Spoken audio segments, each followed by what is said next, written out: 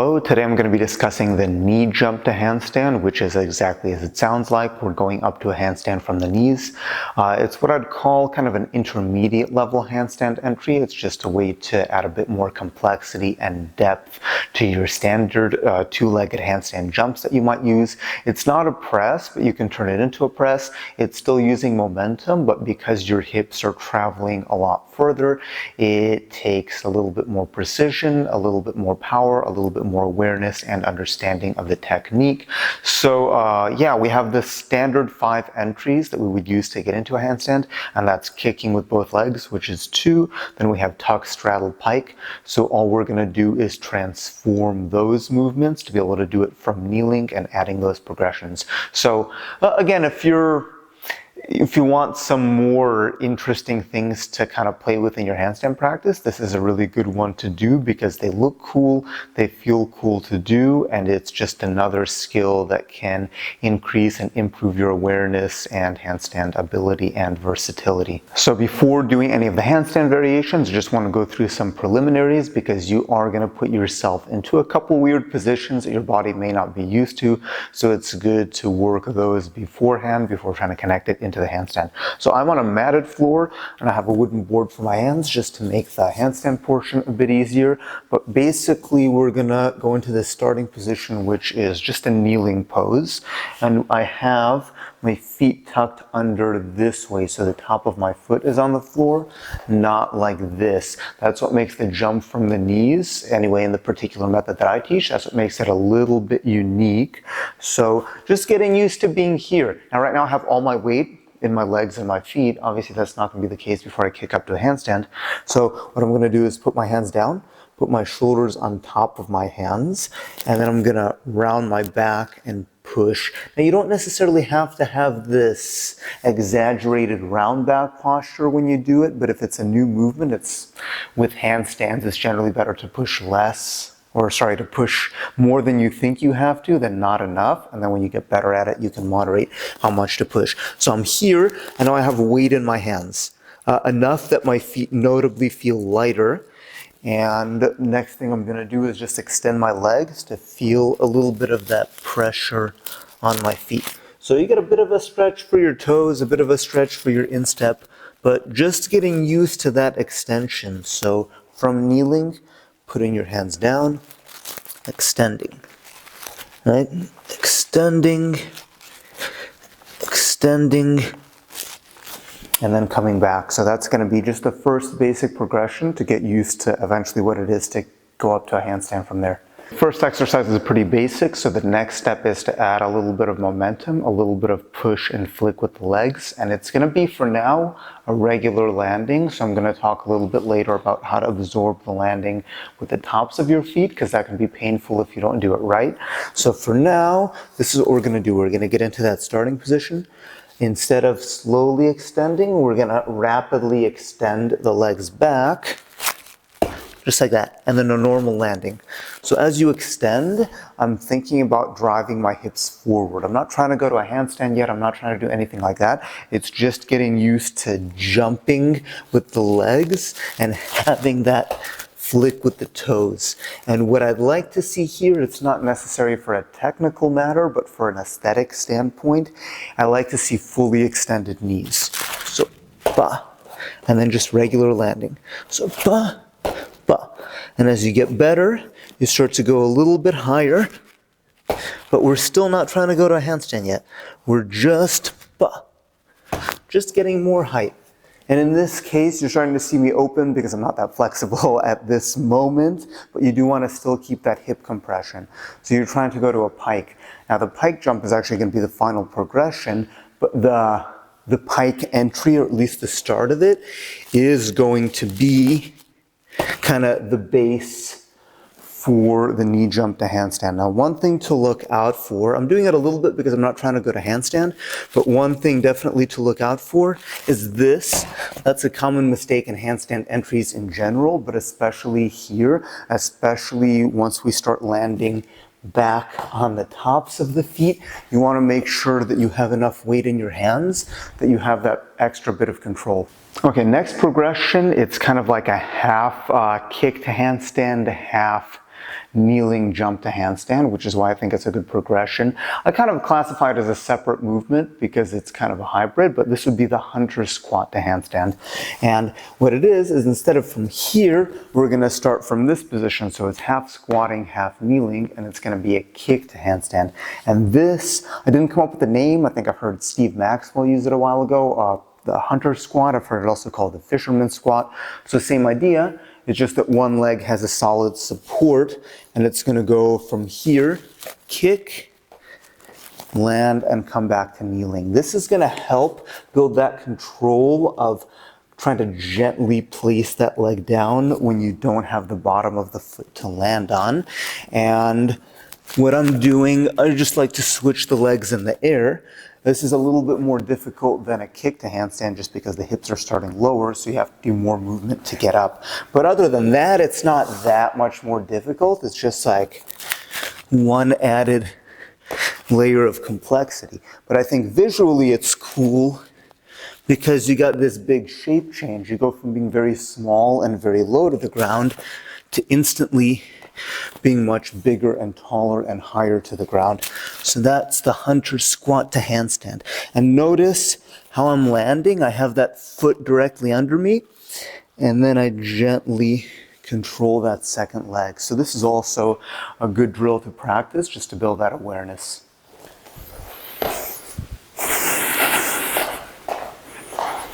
And next is the real deal. So now we're going from both feet, and we're going to start with the tuck kneeling jump to handstand. I think tuck is the easiest, and mechanically and aesthetically, I think it's very clear compared to some of the other ones. So we're going to come back to that two-leg jumping flick. The difference is that now I'm going to have to stack my shoulders on top of my hands a little bit more precisely. And what I'm trying to do is give enough power that I'm sending my hips that way, not just up, because the hips aren't starting on top of my shoulders, they're starting behind. So in order to get into a stacked handstand, I have to send my hips up and forward. And notice where my shoulders are starting, somewhere here, right? So as my hips rise, I also have to coordinate this opening of my shoulders, which is also one of the things that can make this movement a little bit more complex compared to just a standing tuck jump to handstand, which I have covered, I believe, in a previous video.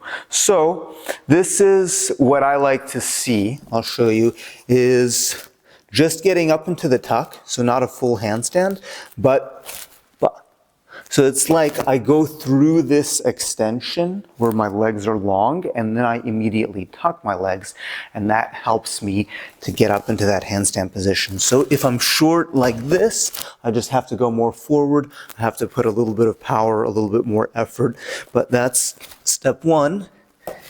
Still regular landings for now. I'll talk about how to land on the toes towards the end of the video, but jump, go up. And then once you understand that, and it's just like the kick to handstand, you have to calibrate how much power. So you have to coach yourself a little bit. You say, okay, I was behind my shoulders, so I have to move my shoulders more forward. Okay, I didn't go far enough, so next time I have to put a bit more power into the jump, get the hips more forward. So it's one of those things that I can't tell you how much leg power you're going to use. You have to figure it out so you know precisely how much to apply force in order to get you up into that handstand. But once you have that tuck, you can extend the legs. So I was a little bit short on that one even, right? So I'm going to go more forward. That was a lot more solid, right? So even within these reps, see, I'm giving myself feedback and trying to figure out how I can do better, right? A little bit more power required than just a standard kick to handstand, but once you understand the difference in height and the difference in power, it's only a little bit more difficult, but it does look a lot cooler because there's a bigger juxtaposition. You're very low and small compared to being very high and big. So that's why it's a cool movement to learn. Following the next progression is the straddle. So depending on your level of hip mobility and your familiarity with the overall straddle movement up to the handstand, this may be easier or harder for you than the tuck. I feel like with most people, I'd probably teach the tuck first. Even though for me, the straddle is easier, there is a little bit more complexity involved. So the legs start together. They stay straight as soon as they're up. they go out. So that would be kind of the initial progressions for the straddle. But keep in mind that you still want to think of your hips going forward as the legs go out. You don't want to get caught when you're too wide and too low, because then that's actually going to make you heavier and it's going to make it harder to complete the movement. So that's why it's a little bit more complex technically. So the legs go in a circle, right, out and then back together when you go to the top, but the hips are still going forward. That as far as cueing goes is really important for me. Is you think about pushing down in the shoulders, so the shoulders always stay vertical but the hips are traveling forward. So it's going to go like this from here, straddle, and then you get the hips further, so you hit the straddle handstand like that. So then when you feel that vertical stack, then you can pull the legs together. So, ba, whoop, ba. So see, I need to coordinate myself as well. So, ba. Now let's do a couple better ones. There we go. So then you can do it as a way to get up into a handstand, or I'm failing right now, but hopefully you can still learn from those failures. Right, so see the difference, and I'm going to explain my own failures, is that calibration. So I haven't been training this movement in a while, so I'm a little bit rusty. I'm calibrated for the tuck, so I'm going too hard in the straddle. And it's just part of the journey. That was a decent one, right? When you do a new movement, you have to kind of recalibrate the coordination and the amount of force you need, because they're all different. So for me, the amount of force I need in my straddle is actually less than what I need in my tuck. So that's an adjustment that I had to make to kind of get back into this one. But other than that, same idea. Push down, jump with the legs, the hips go forward. When you feel the hips are up, then you can close the legs as well. It's going to be also helpful for press handstand as kind of an assistance exercise that you can do more reps with. So that's another use for this one. Pike is the most difficult, but also mechanically the most simple, because you have less moving parts. You have pretty much only the hip joint moving and the shoulder joint moving. But when I pike, especially if I don't have that good of a hip compression flexibility, I have to jump a lot harder with my legs, and I have to really send my hips forward. So pike is good to really understand that separation of hips and legs. You don't want to extend your body too early. You want to shoot the hips forward, and only when the hips are in position with the legs down, then the legs follow. So it's really a 1-2 movement. To start, basically the same drill that we did. See how far you can get. See how much force you need. And again, as I mentioned, I have to push with my legs quite a bit harder when I do the pike. And once you feel your hips go forward enough to get that shoulder stack, then you just finish it, right? You finish the movement. So notice the movement of my shoulders. They start at about 90 degrees and they go all the way back, and that should be coordinated with my hips, right? A little bit short on that one, so see what happened? I was a little bit too far behind the heel of the hands on that. So I'm showing you this, and I think it's a good lesson, hopefully, instead of me doing every perfect rep. Every rep perfect, you have some mistakes, and I can explain those mistakes because you're probably going to be going through those yourself. So making sure the weight is on the hands, like that. So simple. The pike jump or the kneeling pike jump to handstand is a simple movement, but you do have to actually put a bit more mustard, a bit more hot sauce on what you're doing with those legs. Final concept is how to make the landing a little bit fancier. So if you notice, so far I've been landing everything normal, like on the balls of my foot, but if we want to get a little bit fancier, we can also land on the toes. Now it's a bit more difficult, it's a bit more complicated, so disclaimer, I'm on a matted floor. Please learn this on a softer surface, because until you get the coordination right, it might be a little bit painful, so I don't want to be the one that causes you injury with my ideas. But we're going to go back to that earlier kind of prerequisite, And this is what's going to happen when we land. So you're going to touch the top of the foot and collapse as you go to the knee. Now, this is what you see. What you don't see is that at the same time, I actually do something like this, a little bit of an elbow bend. How much of an elbow bend? That depends on my force and my trajectory. But the point is that when I bend my elbows, it shifts my weight further forward onto my hands at the moment of impact, so it's less force. What you want to make sure that you don't do when you're landing on the tops, in general when you land, but especially when you land on the tops of the toes, is to go back like this, back on the shoulders, because that makes your landing heavier, and that could actually put a lot of force into your foot and, again, possibly cause injury, hopefully not, hopefully just bruise the ego, but make sure you're not doing that to just avoid that problem. So, this is what it's going to look like. Ba, ba. So I don't know how visible that is.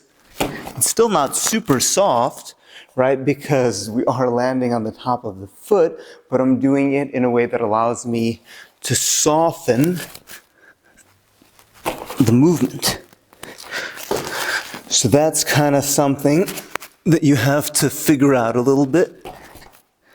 But it's that arm bend specifically that helps me coordinate. And again, you're hearing it, so it's still not light, but when you do this, it just looks a little bit fancier.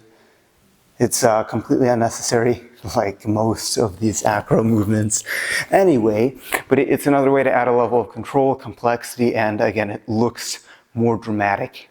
It looks fancier, so that's another thing you can include. Just definitely be careful with that landing on the top of the toes and make sure you get a lot of reps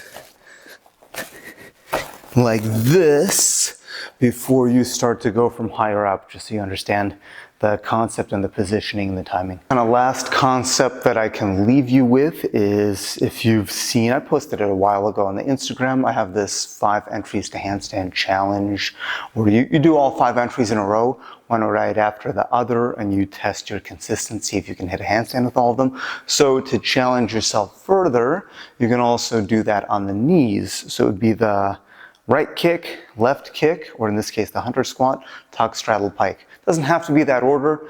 It's just, the point is, it's your grouping, right? It's your marksmanship. You can do 1, great. Your consistency is better shown at what it looks like when you do 5, right? It's more data. So it's gonna look like this, starting with the hunter squat. So, switching legs, come back, down, and then tuck. Opa! See, I lost it. Let's try it again. That's what happens. Right? You gotta do all 5 in a row. So, 1, 2, 3, 4,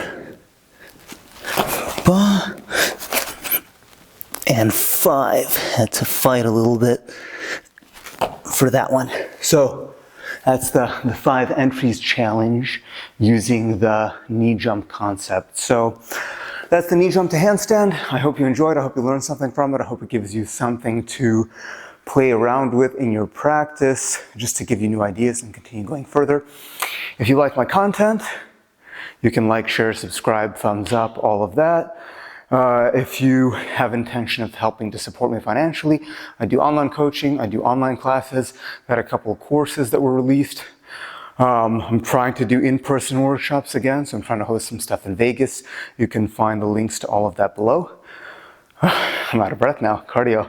But other than that, yeah, I hope you found this video helpful, and let me know what else you'd like to see.